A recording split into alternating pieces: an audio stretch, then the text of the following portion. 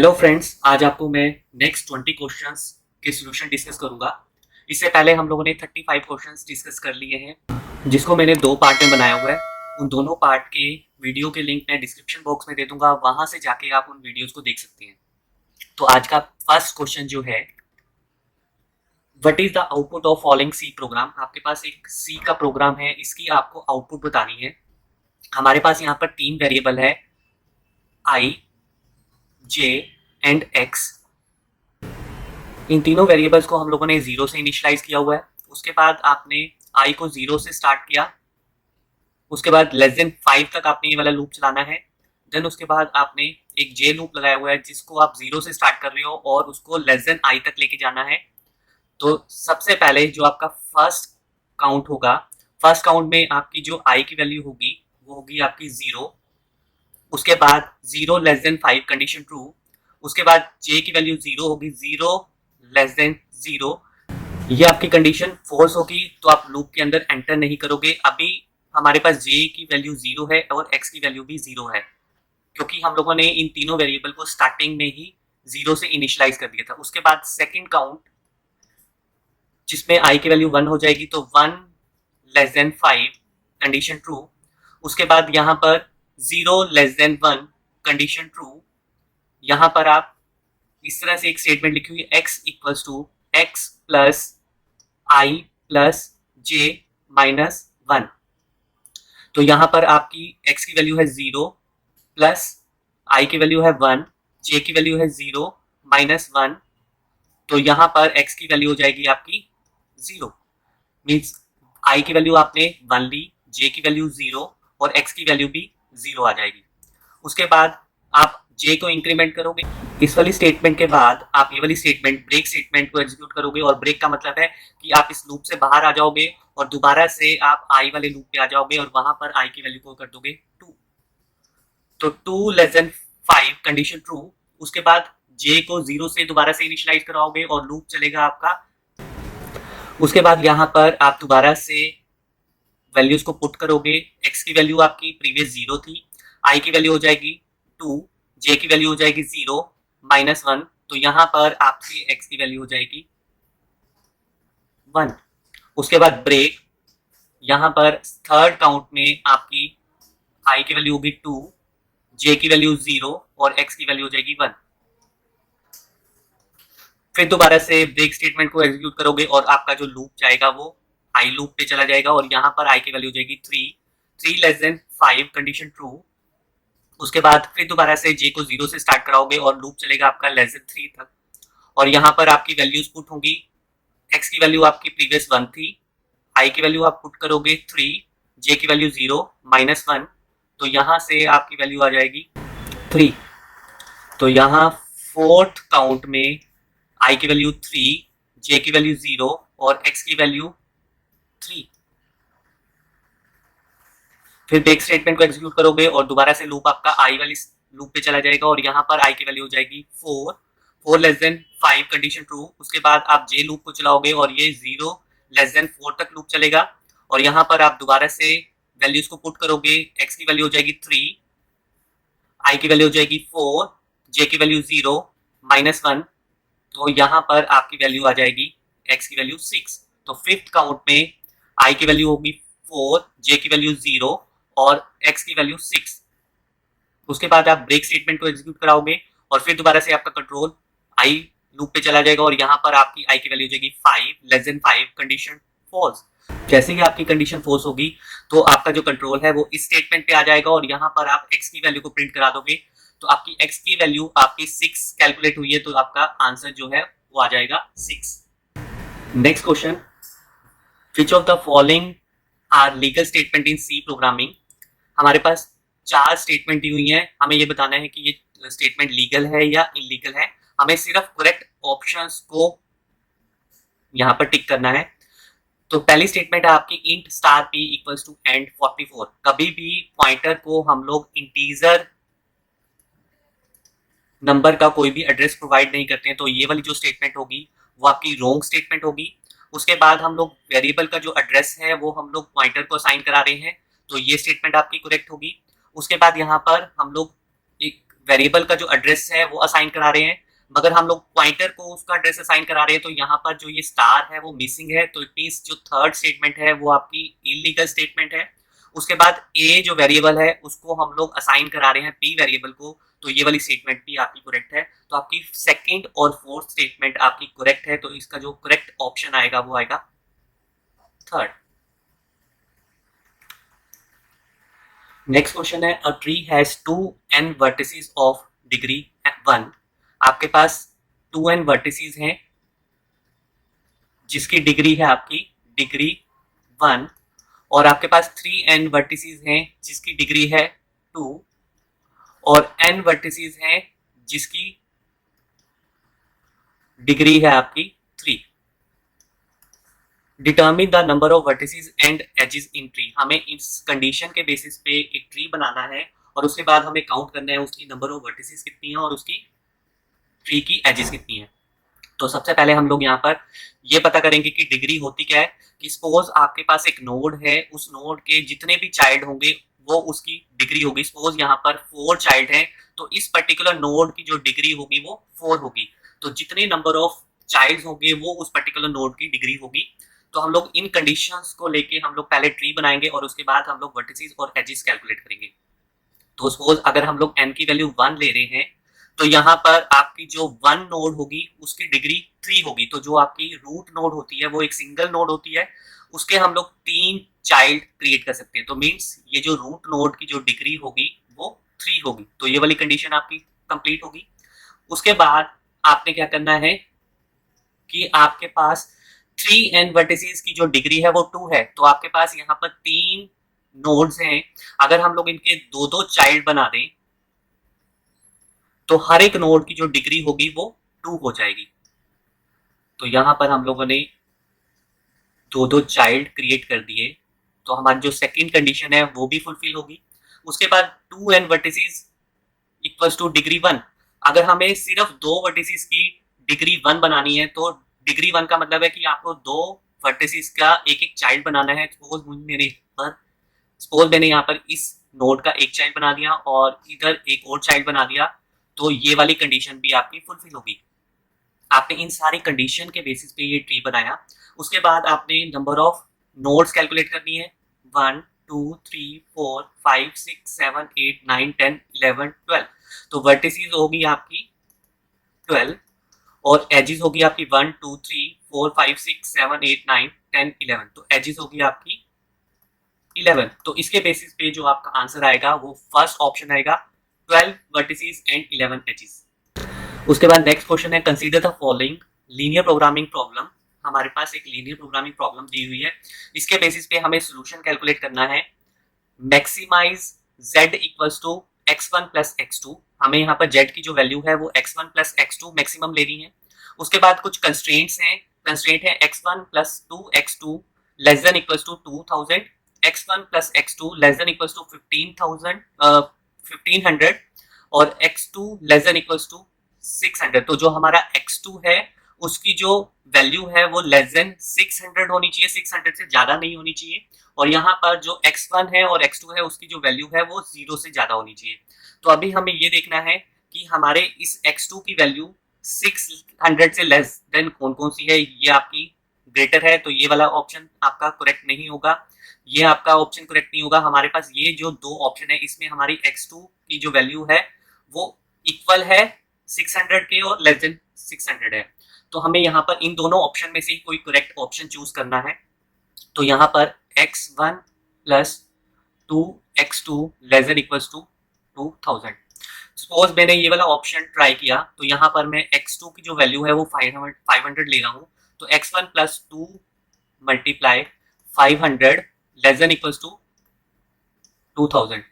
और यहाँ पर x1 की वैल्यू मेरे को यहाँ 1000 पुट करनी है, तो 1000 plus 1000 less than equals to 2000। तो यहाँ पर 2000 लेस देन इक्वल्स टू 2000, तो इट मींस ये वाला जो ऑप्शन है वो आपका करेक्ट है।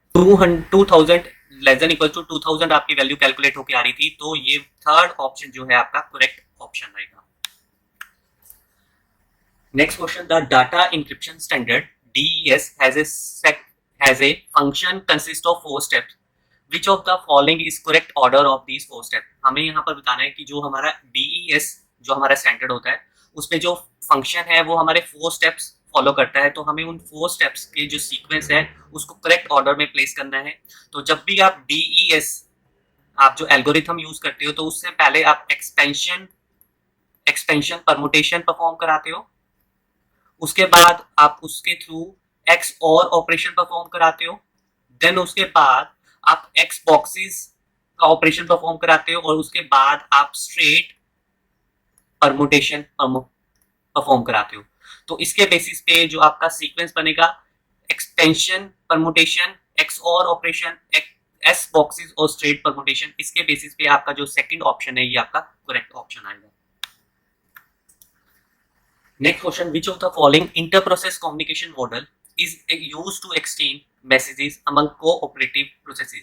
जब भी हम लोग इंटर-प्रोसेस कम्युनिकेशन मॉडल यूज करते हैं मैसेजेस को की इंफॉर्मेशन को एक्सचेंज करने के लिए, तो उस केसेस में हमारे पास एक तो शेयर्ड मेमोरी होनी चाहिए और मैसेज पासिंग मॉडल होना चाहिए। उसके बेसिस पे हम लोग अपने मैसेजेस को इंटर-प्रोसेस कम्युनिकेशन के थ्रू एक्सचेंज करते हैं। तो इसका जो करेक्ट ऑप्शन आएगा वो आएगा third. Identify the circumstances under which pre-emptive CPU scheduling is used. जब भी आप प्री-एम्प्टिव CPU शेड्यूलिंग यूज करते हो तो उस केस में आपके कौन कौन से सर्कमस्टांसेस जो हैं वो आपके करेक्ट हैं, क्योंकि हमें करेक्ट ऑप्शन बताना है। तो जब भी हम लोग CPU शेड्यूलिंग यूज करते हैं तो उसका जो फ्लो डायग्राम है, सबसे पहले आपका जो प्रोसेस है वो क्रिएट होगा, न्यू होगा, उसके बाद आप उसको रेडी स्टेट में प्लेस करोगे। रेडी स्टेट में प्लेस होने के बाद वो जाएगा आपका रनिंग स्टेट में। अगर रनिंग स्टेट में कोई भी इंटरप्ट आता है तो वो वापस आपका प्रोसेस जो है वो रेडी स्टेट में आ जाएगा। ये आएगा बेसिकली आपका इंटरप्ट के केस में। और अगर आपका कोई भी उसमें आईओ ऑपरेशन परफॉर्म होना है और वो अभी वेटिंग स्टेट में है तो वो पहले जाएगा आपका प्रोसेस वेट स्टेट में, और ये तब तक अगर वो जैसे ही आपका रनिंग स्टेट में वो आपके इनपुट आउटपुट डिवाइसेस का जो ऑपरेशन है वो आपके यहाँ पर फुलफिल हो जाते हैं, तो उस केस में वो पहले रेडी स्टेट में जाएगा, देन उसके बाद रनिंग स्टेट में जाएगा। तो बेसिकली यहाँ पर आईओ जो इवेंट्स हैं अगर वो आपके नहीं है तो उसके लिए वो वेट कर रहा है, तब तक वेट कर रहा है जब तक कि वो इवेंट्स आपके उस रनिंग स्टेट में ना आ जाए। उसके बाद जैसे ही वो आपके सारे इवेंट्स कंप्लीट कर लेगा तो आपका जो प्रोसेस है वो आपका एग्जिट हो जाएगा या टर्मिनेट हो जाएगा। तो इस डायग्राम के बेसिस पे हम लोग यहाँ पर इन स्टेटमेंट को चेक करेंगे। A process which is from running state to ready state, यहाँ पर हम लोगों ने इस डायग्राम में बनाया हुआ है ready state to running state, तो ये वाली स्टेटमेंट आपकी करेक्ट है। उसके बाद है process which is from waiting state to ready state, क्योंकि हम लोग अगर कोई भी इनपुट आउटपुट इवेंट परफॉर्म करना चाह रहे हैं और अभी वो फुलफिल नहीं है सीपीयू के पास तो हमें वेट करना पड़ेगा, और वेटिंग स्टेट से अगर वो इवेंट आ जाते हैं तो हम लोग पहले रेडी स्टेट में जाएंगे, देन उसके बाद रनिंग स्टेट में जाएंगे। तो ये वाली स्टेटमेंट भी आपकी करेक्ट है। प्रोसेस कंप्लीट इस एग्जीक्यूशन, हमारे पास जो भी एग्जीक्यूशन है वो हमारी रनिंग स्टेट में होती है, तो रनिंग स्टेट में होने के बाद आपका जो प्रोसेस है वो डायरेक्टली आपका टर्मिनेट होगा। तो ये वाली जो स्टेटमेंट है वो आपकी इनकरेक्ट है। Process switch is from ready to waiting state, आप रेडी से रनिंग स्टेट में जाते हो या waiting state to ready state में जाते हो, मगर रेडी से वेटिंग स्टेट में नहीं आते हो, तो ये वाली स्टेटमेंट भी आपकी इनकरेक्ट है। तो इसके बेसिस पे आपकी फर्स्ट टू जो स्टेटमेंट है वो आपकी करेक्ट है, तो इसके बेसिस पे आपका जो फर्स्ट ऑप्शन जो है वो करेक्ट ऑप्शन है। नेक्स्ट जो है, suppose a system has 12 magnetic tape drives and at a time t not 3 processes are allocated tape drive out of their need as given below. हमारे पास 3 प्रोसेसेस हैं P0, P1 and P2। Maximum need है उनकी magnetic tape की 10, 4 and 9। Currently need जो है वो है 5, 2 and 2। At that time the system is in safe state, which of the following is safe sequence so that the deadlock is avoided. हमें ये बताना है कि भी जो सेफ सीक्वेंस है वो क्या रहेगी जिससे हम लोग डेडलॉक को अवॉइड कर पाए। तो हमारे पास जो टोटल जो मैग्नेटिक टेप है वो है 12, और अभी करंटली हमारे पास जो नीड है वो है 5 + 2 + 2 मीन्स 9 की। अभी 12 में से सिर्फ 9 हम लोगों ने एलोकेट की हुई है, अवेलेबल जो है हमारे पास वो 12 - 9 मीन्स 3 है। इन 3 को हम लोगों को इन प्रोसेसेस को देना है, और उसके बाद में हमें चेक करना है कि कौन से प्रोसेस को पहले हमें ये जो आपकी मैग्नेटिक टेप है ये हमें प्रोवाइड करनी है, उसके बाद कौन से प्रोसेस को सेकंड करनी है, फिर थर्ड करनी है। तो यहाँ पर अभी हम लोगों ने 5 को फुलफिल किया हुआ है 10 में से, तो अभी 5 को और फुलफिल करना है। यहाँ पर हमें 2 हम लोगों ने दे रखा है, 4 हमें टोटल हमने एलोकेट करानी है, तो 2 अभी और फुलफिल करना है। उसके बाद यहाँ पर 2 हम लोगों ने दे रखी है, टोटल 9 देनी है, तो अभी 7 और देनी है। तो अगर हम लोग यहाँ पर 2 को 3 हमारे पास टोटल 3 है, तो 3 में से अगर हम लोग 2 इसको P1 को अगर हम लोग दे दें तो P वो जो 2 आपकी नीड है उनको फुलफिल कर लेगा, और जब वो फुलफिल हो जाएंगी तो यहाँ से आपके पास अभी 1 जो है वो लेफ्ट थी, उसके बाद 4 आपकी वो वापस आपके रिटर्न कर देगा, तो टोटल आपके पास आ जाएगा 5। उसके बाद यहाँ जो P0 है ये 5 इसको रिक्वायर्ड है, तो 5 अगर हम लोग इसको एलोकेट कर दें तो यहाँ पर P0 को अगर हम लोग एलोकेट कर दें तो 5 और एलोकेट कर दिया, तो टोटल हमारे पास यहाँ पर जब ये कंप्लीट हो जाएगा तो 10 फ्री हो जाएगी। 10 फ्री होने के बाद हम लोग P2 को एलोकेट करें, और ये एलोकेट होने के बाद यहाँ पर हम लोगों ने 7 एलोकेट कर दी, तो जिसके बेसिस पे आपका 9 फ्री हो जाएगी, और 3 हमारे पास बैलेंस थी, तो टोटल 12 आपके पास लास्ट में फिर दोबारा से फ्री होगी। तो यहाँ पर जो सीक्वेंस बना P1, P0 और P2, इसके बेसिस पे जो आपका करेक्ट ऑप्शन रहेगा वो रहेगा आपका सेकंड। नेक्स्ट है consider the game tree given below. हमारे पास यहाँ पर सर्कल और रेक्टेंगल बॉक्स दिए हुए हैं। सर्कल का जो मीनिंग है वो है मिनिमम, और जो रेक्टेंगल बॉक्स का जो मीनिंग है वो है मैक्सिमम। तो इसके बेसिस पे हमें ये फाइंड आउट करना है कि हमारे पास जो ये रूट नोड है, इस रूट नोड पे आपकी क्या वैल्यू आएगी। तो सबसे पहले हम लोग लीफ नोड से स्टार्ट करते हैं। तो यहाँ पर आपके पास एक वैल्यू है 17 और ये है 19, तो हमें सर्कल में वैल्यू को पुट कराना है, और सर्कल का मतलब है मिनिमम, तो 17 और 19 में से मिनिमम वैल्यू आएगी 17। उसके बाद यहाँ पर 16 और यहाँ पर कोई भी वैल्यू नहीं है, तो यहाँ पर वैल्यू आ जाएगी आपकी 16। उसके बाद यहाँ पर 111 और यहाँ पर है 112, तो इसमें जो मिनिमम वैल्यू है वो है 111। उसके बाद यहाँ पर जो वैल्यू है और यहाँ पर वैल्यू नहीं है, तो यहाँ पर वैल्यू आ जाएगी आपकी 15। यहाँ पर वैल्यू 14 है, यहाँ पर कोई भी वैल्यू नहीं है, तो यहाँ पर आ जाएगा 14। बाकी में कोई भी वैल्यू नहीं है, तो इसलिए ब्लैंक रहेंगी। उसके बाद हमें रेक्टेंगल में वैल्यूज को लेकर आना है। अब रेक्टेंगल है मैक्सिमम, तो 17 और 16 में से मैक्सिमम वैल्यू आएगी आपकी 17। यहाँ पर कोई वैल्यू नहीं है, तो यहाँ पर वैल्यू आ जाएगी आपकी 111। उसके बाद यहाँ पर 15 एंड 14 में से वैल्यू आएगी आपकी मैक्सिमम 15, उसके बाद कोई भी वैल्यू नहीं आएगी। देन उसके बाद फिर दोबारा से आप सर्कल के लिए चेक करोगे जो कि है मिनिमम। यहाँ पर एक वैल्यू है 17, दूसरी है 111, तो इसमें मिनिमम वैल्यू आएगी आपकी 17। यहाँ पर एक 15 वैल्यू है, एक ब्लैंक वैल्यू है, तो यहाँ पर वैल्यू आ जाएगी आपकी 15। उसके बाद रेक्टेंगल बॉक्स में हमें मैक्सिमम वैल्यू लेकर आनी है, तो एक वैल्यू हमारे पास 17 और एक वैल्यू है आपकी 15, तो यहाँ पर मैक्सिमम वैल्यू जो आएगी वो आएगी 17। तो इसके बेसिस पे जो आपका करेक्ट ऑप्शन है रूट नोड का वो है second 17। Which of the following statements are true regarding C++। हमें इनमें से बताना है कि कौन कौन सी स्टेटमेंट आपकी ट्रू है रिगार्डिंग C++। फर्स्ट स्टेटमेंट है overloading gives the capability to an existing operator to operate on other data types. जब भी हम लोग ऑपरेटर ओवरलोडिंग यूज करते हैं तो उसमें हमारा जो ऑपरेटर है वो ओवरलोड होता है।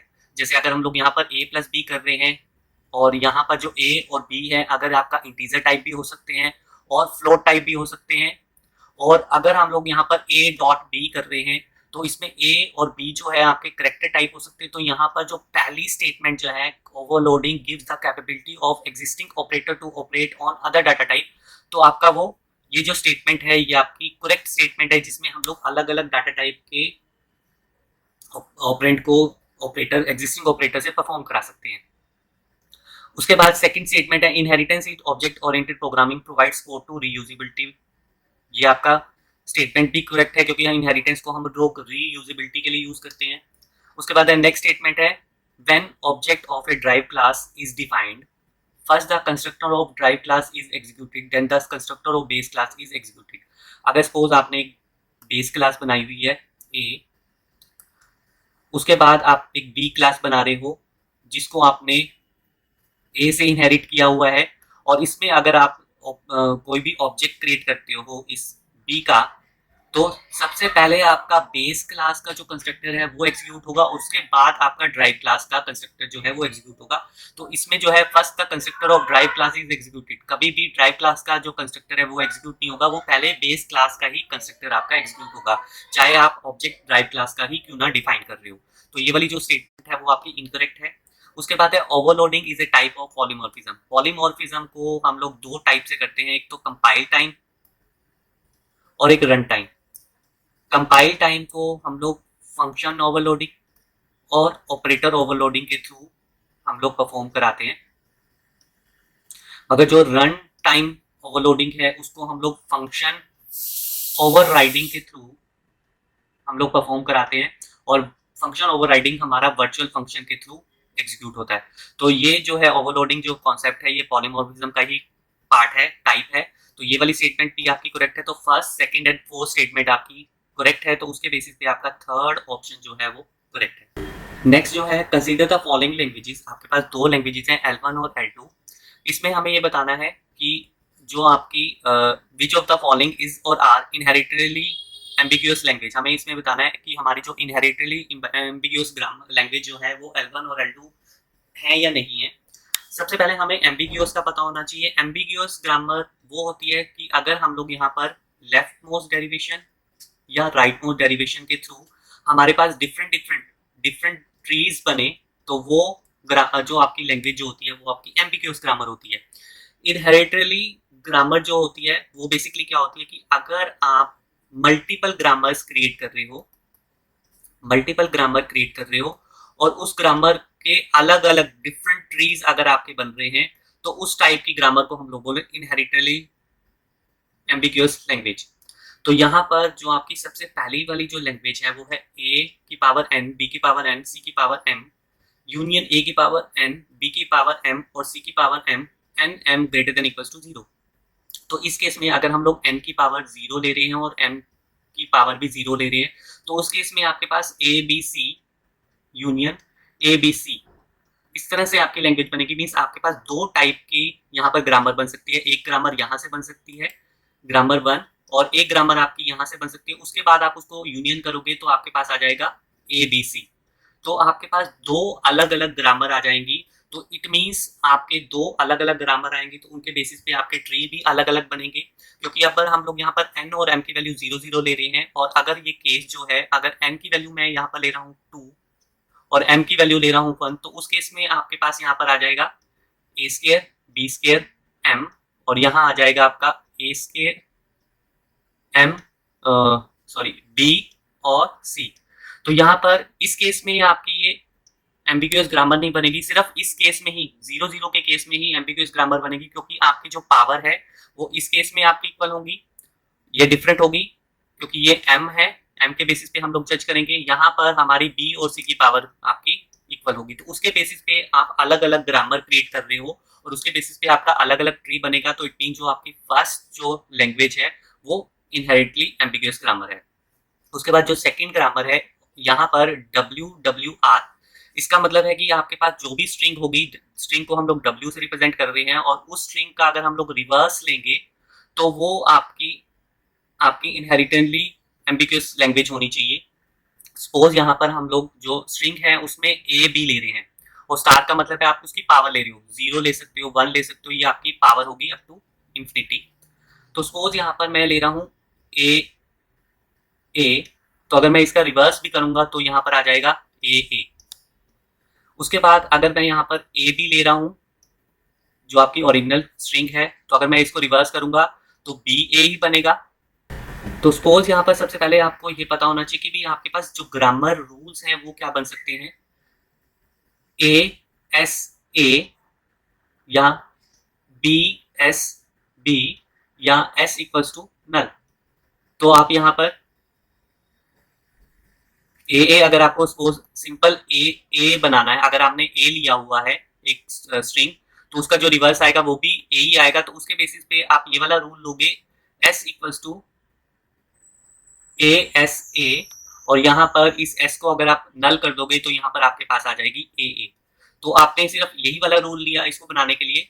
सपोज आपके पास एक स्ट्रिंग है a b b a, तो उसके लिए आप कौन सा रूल लोगे, s equals to A S A, उसके बाद इस s को हम लोग यहाँ पर ये वाली वैल्यू से रिप्लेस कर सकते हैं, a b s b a, और यहां से इस s को अगर हम लोग नल ले जाएंगे तो आपके पास ये वाली स्ट्रिंग आपकी क्रिएट हो जाएगी। तो यहाँ पर आपके पास एक ही मेथड है, एक ही लैंग्वेज है जिसके थ्रू आप ये वाली स्ट्रिंग को हम लोग क्रिएट कर सकते हैं।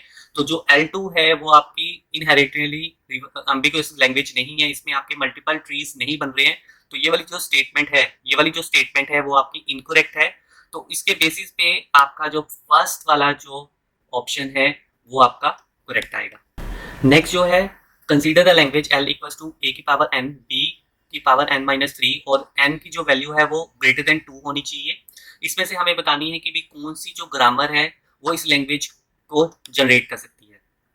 तो अगर हम लोग यहाँ पर, क्योंकि हमारा जो n की वैल्यू है वो 2 से अबव होना चाहिए, तो अगर हम लोग n की वैल्यू 3 ले रहे हैं तो उस केस में जो आपकी लैंग्वेज बनेगी वो बनेगी आपकी a3 b3 -3 means a cube means triple A. तो अगर हमें मिनिमम देखनी है तो हमारे पास ट्रिपल ए बनना चाहिए।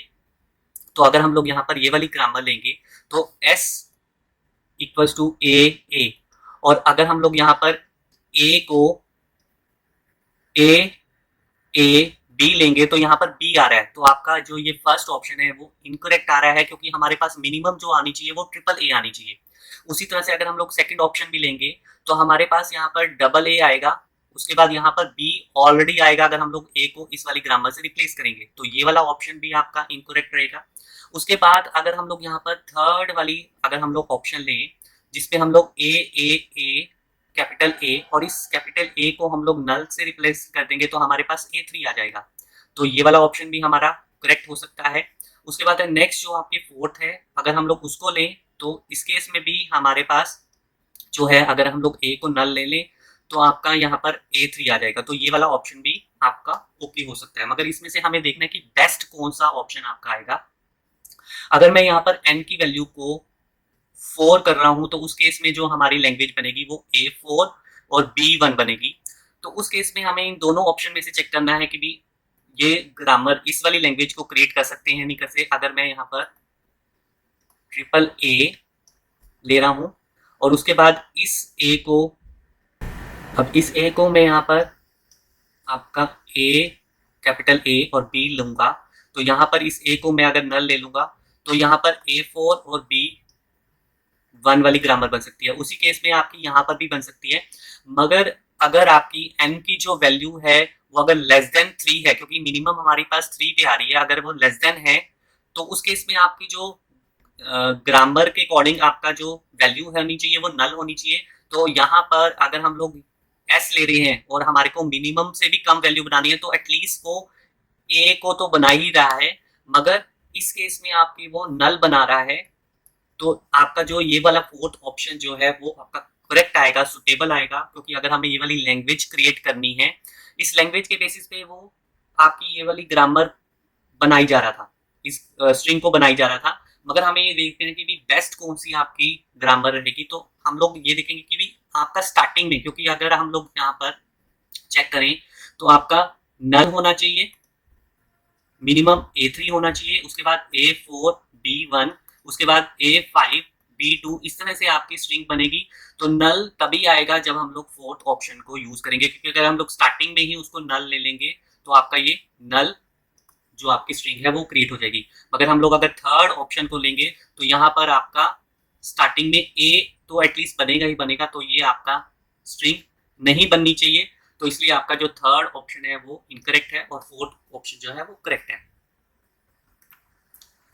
नेक्स्ट जो है आपका कंसीडर द फॉलोइंग ग्रामर। हमारे पास फॉलोइंग ग्रामर है, हमारे को इस लैंग्वेज को जनरेट करना है।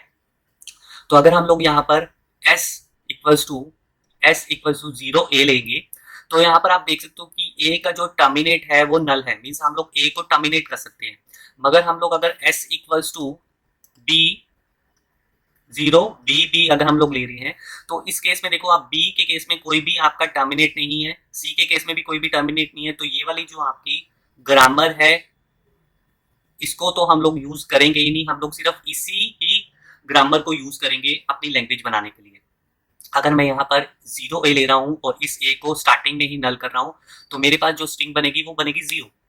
उसके बाद अगर मैं यहाँ पर इस ए को अगर मैं फर्दर एक्सपेंड करता हूँ 0 ए और यहाँ पर फिर नल ले रहा हूँ, तो आपकी सेकंड बनेगी आपकी 0 3। अगर मैं यहाँ पर 0 ए को फर्दर एक्सपेंड करता हूँ 0 ए और फिर इस ए को एक्सपेंड कर रहा हूँ 0 ए से और फिर नल ले रहा हूँ, तो इस केस में आपकी जो आपकी जो स्ट्रिंग बन रही है वो 0 5 बन रही है। तो आपकी जो स्ट्रिंग बन रही है वो 0 0 3 0 5 फिर 0 7 एंड सो ऑन। इस तरह से आपकी ये वाली स्ट्रिंग क्रिएट होगी। तो अब हमें देखना है कि भी कौन सी लैंग्वेज जो है वो आपकी बन सकती है। यहाँ पर अगर आप चेक करो तो यहाँ पर 1 भी बन रहा है। 1 जहां जहां है वहां पर उस वाली ऑप्शन को तो आपको चूज करना ही नहीं है। ये वाला जो ऑप्शन है ये हम लोग चेक करेंगे। अगर मैं यहाँ पर स्टार का मतलब है कि पावर, आप उसकी पावर 0 1 2 इस तरह से अगर आप पावर उसकी इंक्रीज करोगे तो यहाँ L इक्वल्स टू 0 0 0 0। तो इसको जब हम लोग कैलकुलेट करेंगे तो यहाँ पर आ जाएगा 1.0, मतलब कि यहाँ पर ये आपका खत्म हो जाएगा, तो यहाँ पर आ जाएगा आपका 0। अगर मैं यहाँ पर इसकी वैल्यू को इंक्रीज करूं 1 0, तो यहाँ पर आपकी स्ट्रिंग बन सकती है O3। अगर मैं इसकी पावर ले रहा हूँ 2, तो 0 0 0 0 0, तो उस केस में आपकी O5। तो इस केस में आपकी ये जो स्ट्रिंग बन सकती है इस ग्रामर के थ्रू, तो सेम इस लैंग्वेज के थ्रू भी आपकी ये स्ट्रिंग बन रही है। तो इस ये वाला जो ऑप्शन है वो आपका करेक्ट ऑप्शन है। Next question, consider the following grammars. हमारे पास 4 ग्रामर है, इनमें से हमें ये बताना है कि भी हमारी करेक्ट ग्रामर कौन सी है। तो अगर हम लोग यहाँ जीवन ले रहे हैं तो जीवन से हम लोग, जीवन के केस में हम लोग ASB और इस S को अगर हम लोग यहाँ पर चेंज करें तो यहाँ पर आ जाएगा AAAB। तो आपके पास यहाँ पर आई A3B। उसी तरह से अगर हम लोग यहाँ पर G2 लें तो G2 में आपका S इक्वल्स टू ASB और यहाँ पर इस S को अगर हम लोग लें ABSAB और यहाँ पर इस S को अगर हम लोग नल लें तो आपके पास आ जाएगी ABAB। उसी तरह से मैं यहाँ पर मिनिमम बनाने की कोशिश कर रहा हूँ G3। तो अगर हम लोग यहाँ पर इस ASB को अगर हम लोग ले रहे हैं तो इस S को अगर मैं यहाँ पर रिप्लेस करता हूँ ABSAB और इस S को अगर मैं यहाँ नल ले लूंगा तो ABAB। उसी तरह से G4 S equals to ASB और इस S को अगर मैं रिप्लेस करूं तो यहाँ पर आ जाएगा आपका, यहाँ पर जब मैंने G3 किया था तो G3 को कभी भी हम लोग यहाँ पर टर्मिनेट नहीं कर सकते, नल नहीं है, तो हमें कोई ना कोई वैल्यू लेनी पड़ेगी। तो ये वाली जो स्ट्रिंग है वो आपकी नहीं बनेगी। अगर मैं यहाँ पर S को चेंज करता हूँ ABSSAB और यहाँ पर S आपका कभी भी टर्मिनेट नहीं हो रहा, तो यहाँ पर कोई भी स्ट्रिंग आपकी नहीं बनेगी। और अगर मैं G4 ले रहा हूँ तो G4 में मैं यहाँ पर S को अगर BSAB और S को अगर मैं यहाँ पर नल ले रहा हूँ तो यहाँ पर आपकी ABAB। तो आपकी जो G2 है और G4 जो है वो आपकी सेम बन रही है स्ट्रिंग। अगर मैं एटलीस्ट कोई भी एक सिंपल रूल लेके अगर मैं बना रहा हूँ तो आपकी ये वाली ग्रामर जो है वो आपकी सेम है।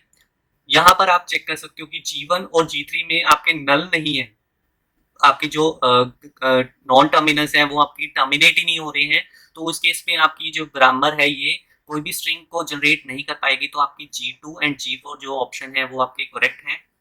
तो उसके बेसिस पे थर्ड ऑप्शन जो है वो आपका करेक्ट ऑप्शन आएगा। उसके बाद नेक्स्ट है, consider the following statement with respect to the language L equals to A की पावर n B की power n n less than equals to 0। अगर मैं यहाँ पर n की वैल्यू 0 ले रहा हूँ तो इस केस में मेरी बात जो लैंग्वेज बनेगी वो बनेगी आपकी 1 1।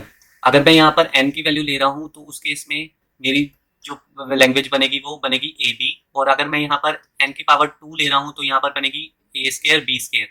तो यहाँ पर जो पहली आपकी जो स्टेटमेंट है S1 equals to L square in the context free language, आपकी जो L2 जो आपकी जो है वैल्यू लैंग्वेज की वो कंटेक्स्ट फ्री लैंग्वेज है या नहीं है। सपोज यहाँ पर मैंने n की वैल्यू को 2 लिया, तो इस केस में मुझे अगर A स्क्वायर मुझे लैंग्वेज के थ्रू स्ट्रिंग क्रिएट करनी है तो मुझे यहाँ पर 2 बार ए को पुश करना पड़ेगा और 2 बार ही इसको पॉप करना पड़ेगा।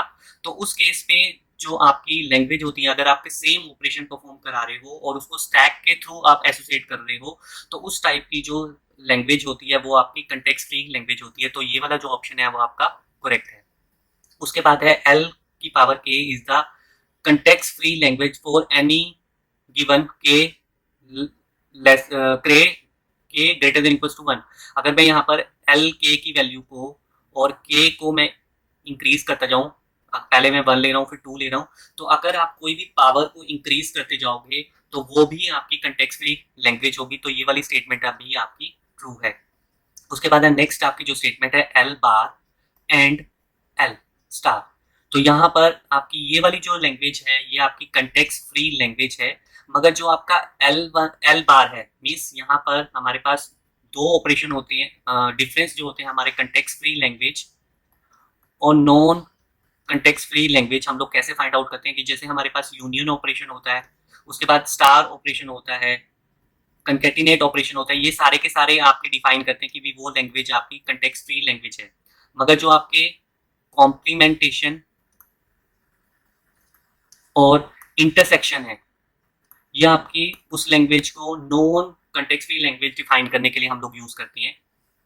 सपोज यहाँ पर हमारे पास जो एल है, एल जो है अगर हम लोग इसका कॉम्प्लीमेंट लेंगे तो जरूरी नहीं है कि वो कॉम्प्लीमेंट आपका कंटेक्स्ट फ्री लैंग्वेज हो। तो इस केस में कॉम्प्लीमेंटेशन आपका नॉन कंटेक्स्ट फ्री लैंग्वेज में आता है। सपोज यहाँ पर अगर हम लोग इंटरसेक्स ले रहे हैं तो इंटरसेक्स में सपोज आपके पास दो लैंग्वेज है L1 और L2, अगर हम लोग इसका इंटरसेक्स ले रहे हैं तो जरूरी नहीं है कि जो आपकी लैंग्वेज बन के आएगी वो आपकी कंटेक्स्ट फ्री लैंग्वेज हो, या हम लोग ये भी ले सकते हैं कि भी आपकी कंटेक्स्ट फ्री लैंग्वेज है या आपकी नॉन कंटेक्स्ट फ्री लैंग्वेज है। अगर उनका इंटरसेक्स कर रहे हैं तो जरूरी नहीं है कि जो लैंग्वेज आएगी वो आपकी कंटेक्स्ट फ्री लैंग्वेज आएगी। तो ये वाली जो स्टेटमेंट है ये आपकी इनकरेक्ट है। जरूरी नहीं है कि आपका जो कॉम्प्लीमेंटेशन है वो आपका कंटेक्स्ट फ्री लैंग्वेज बनाए। अगर यहाँ पर और होता है, एंड की जगह और होता, तो उस केस में आप इनमें से दोनों में से एक को अगर चूज करते तो आपका जो एल स्टार है वो कंटेक्स्ट फ्री लैंग्वेज है।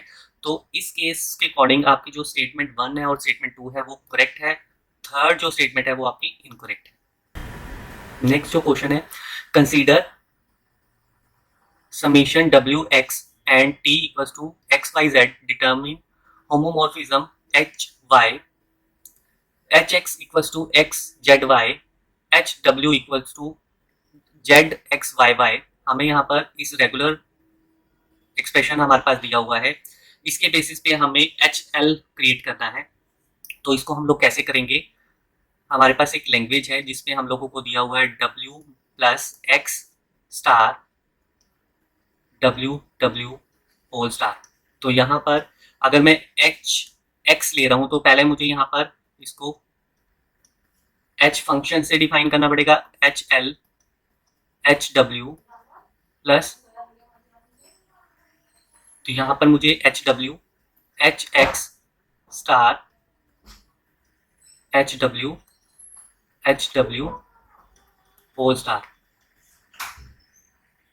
तो एच डब्ल्यू की वैल्यू को पुट करो Z X Y Y plus यहाँ पर इस वैल्यू को एक्स की वैल्यू को पुट करो X Y Z whole star. उसके बाद एच डब्ल्यू की वैल्यू को पुट करो Z X Y Y X Z X Y Y का होल स्टार। तो इसके बेसिस पे हमारे पास जो ये लैंग्वेज बन रही है वो कौन सी बन रही है, उसके बेसिस पे एक जो करेक्ट ऑप्शन बन रहा है वो आपका बन रहा है सेकंड ऑप्शन। आप चेक कर सकते हो कि यही वाली आपकी लैंग्वेज बन रही है इस फंक्शंस के थ्रू। तो आपका जो करेक्ट ऑप्शन है वो है सेकंड। उसके बाद नेक्स्ट क्वेश्चन है, consider the following statement S1 equals to these exist no algorithm for if any two Turing machine M1 M2 accept the same language. तो हमारे पास कोई भी ऐसी एल्गोरिथम नहीं है जो कि ये डिसाइड करे कि जो M1 और M2 है, जो दो ट्यूरिंग मशीन है वो आपकी सेम लैंग्वेज को एक्सेप्ट करेगी। तो ये वाली जो स्टेटमेंट है आपकी करेक्ट स्टेटमेंट है। उसके बाद है M1 and M2 be arbitrary Turing machine, the problem to determine L M1 subset of L M2 is undecidable. तो ये वाली स्टेटमेंट भी आपकी करेक्ट है कि हमारे पास दो M1 और M2 आर्बिट्ररी ट्यूरिंग मशीन है, तो ये उसकी प्रॉब्लम है कि भी वो एक दूसरे से के सबसेट हैं, मगर वो अनडिसाइडेबल है कि भी वो कौन सी लैंग्वेज को, सेम लैंग्वेज को एक्सेप्ट करेंगी या किसको एक्सेप्ट नहीं करेंगी। तो ये वाली जो स्टेटमेंट है ये भी आपकी करेक्ट स्टेटमेंट है। इसके बेसिस पे आपका जो थर्ड ऑप्शन है वो आपका करेक्ट रहेगा। नेक्स्ट क्वेश्चन है the find minimum number of table required for converting the following entity relation diagram into relation database. हमारे पास यहाँ पर ईआर डायग्राम दिया हुआ है। इस ईआर डायग्राम के बेसिस पे हमें रिलेशनल डाटाबेस बनाना है और हमें मिनिमम टेबल बतानी है कि भी इस ईआर डायग्राम को मिनिमम कितनी टेबल की रिक्वायरमेंट होगी। तो यहाँ पर जो आपका रिलेशन दिया हुआ है वो 1 to मैनी का दिया हुआ है। आपके पास दो रिलेशन है R1 और R2, तो आपको इन दोनों के लिए एक सेपरेट टेबल चाहिए होगी। उसके बाद यहाँ पर R1 में आपके पास जो ये B है, B जो आपका एट्रीब्यूट है ये आपका मल्टी वैल्यू एट्रीब्यूट है। तो इस केस में आपको B के लिए भी एक एक्स्ट्रा टेबल की रिक्वायरमेंट होगी, तो टोटल 3 टेबल की आपको रिक्वायरमेंट होगी। तो इसका करेक्ट आंसर आएगा आपका 3। नेक्स्ट आपका a known pipeline system takes 30 nanosecond to process a task. The same task can be processed in a 4-segment pipeline with a clock cycle of 10 nanosecond. Determine the speed up of the pipeline for 100 tasks. हमें क्या करना है कि भी पहले हमें non pipeline में एक टास्क को 30 नैनोसेकंड का टाइम लग रहा था, और अगर हम लोग वही सेम टास्क को 4 सेगमेंट पाइपलाइन के थ्रू कर रहे हैं तो उसमें जो क्लॉक साइकिल है वो 10 नैनोसेकंड का है। तो हमें बताना है कि भी अगर हमें 100 टास्क करने हैं तो उसकी जो स्पीड अप होगी पाइपलाइन में वो कितनी होगी। तो इसमें हमारे पास जो फॉर्मूला होता है वो होता है speed up equals to execution non pipeline execution speed pipeline. तो हमारे पास जो एग्जीक्यूशन है नॉन पाइपलाइन उसका जो फॉर्मूला होता है वो होता है n मल्टीप्लाई टी एन। तो n बेसिकली क्या है, आपके नंबर ऑफ टास्क, और हर टास्क को आप कितने टाइम लगा रहे हो, आप यहाँ पर लगा रहे हो 30 नैनोसेकंड। तो यहाँ पर कैलकुलेट होके आ जाएगा 3000 नैनोसेकंड। उसके बाद हम लोग एग्जीक्यूशन स्पीड बना रहे हैं पाइपलाइन के थ्रू। उसका जो फॉर्मूला होता है वो होता है आपका k plus n-1 multiply T N. तो यहाँ पर जो k होता है वो आपके सेगमेंट्स होते हैं, और n जो होता है आपके नंबर ऑफ टास्क होते हैं आपके, और उस हर एक टास्क को आप कितनी क्लॉक साइकिल प्रोवाइड कर रहे हैं, क्लॉक साइकिल। तो यहाँ पर हम लोग हमारे पास 4 सेगमेंट पाइपलाइन है, तो यहाँ पर k की वैल्यू हो जाएगी 4 प्लस 100 माइनस 1 मल्टीप्लाई 10 नैनोसेकंड। तो यहाँ से कैलकुलेट हो जाएगा आपका 1030 नैनोसेकंड। तो आपने यहाँ पर दोनों वैल्यूज को कैलकुलेट कर लिया। तो 3000 नैनोसेकंड डिवाइड बाय 1030 नैनोसेकंड। तो यहाँ से नैनोसेकंड कट, जीरो कट, तो इसके बेसिस पे यहाँ पर वैल्यू आ जाएगी 2.91। तो इसके अकॉर्डिंग आपका फोर्थ जो ऑप्शन है वो करेक्ट ऑप्शन है। नेक्स्ट जो है consider a paging system where translation look aside buffer TLB, a special type of associated memory is used with hit ratio of 80%. Assume that the memory reference take 80 nanosecond and the reference time to TLB is 20 nanosecond. What will the effective memory access time given 80% hit ratio? तो इसका हमें effective memory access time calculate करना है। तो उसके लिए हमारे पास जो फॉर्मूला होता है वो होता है TLB access time plus miss hit ratio multiply memory access time plus memory access time. तो यहाँ पर टीएलबी एक्सेस टाइम बेसिकली हमारा जो है, टीएलबी एक्सेस टाइम जो है हमारा, जिसको हम लोग बोलते हैं reference time to TLB is 20 nanosecond. तो यहाँ पर आ जाएगा 20 nanosecond plus miss hit ratio. तो आपके पास यहाँ पर 80% जो है वो हिट रेशियो है। यहाँ पर मिस हिट रेशियो हमें निकालनी है, तो 100 में से 80 गए तो 20% जो है आपके वो आपकी मिस हिट रेशियो होगी। उसके बाद मेमोरी एक्सेस टाइम, आपके पास यहाँ जो मेमोरी रेफरेंस जो है वो 80 नैनोसेकंड का है, तो मल्टीप्लाई 80। उसके बाद मेमोरी एक्सेस टाइम जो कि ऑलरेडी आपका 80 नैनो सेकेंड है प्लस 80 नैनो सेकेंड, तो यहाँ से कैलकुलेट करोगे, ये बेसिकली आपका 20% है, तो 20% का बेसिकली 2.2 मल्टीप्लाई 80 प्लस 80, तो जब आपको इसको कंप्लीट कैलकुलेट करोगे तो यहाँ पर आपके पास आ जाएगा 116 नैनो सेकेंड। तो इसके बेसिस पे जो सेकंड ऑप्शन है आपका करेक्ट ऑप्शन। आई होप आपको ये मेरा वीडियो पसंद आया होगा।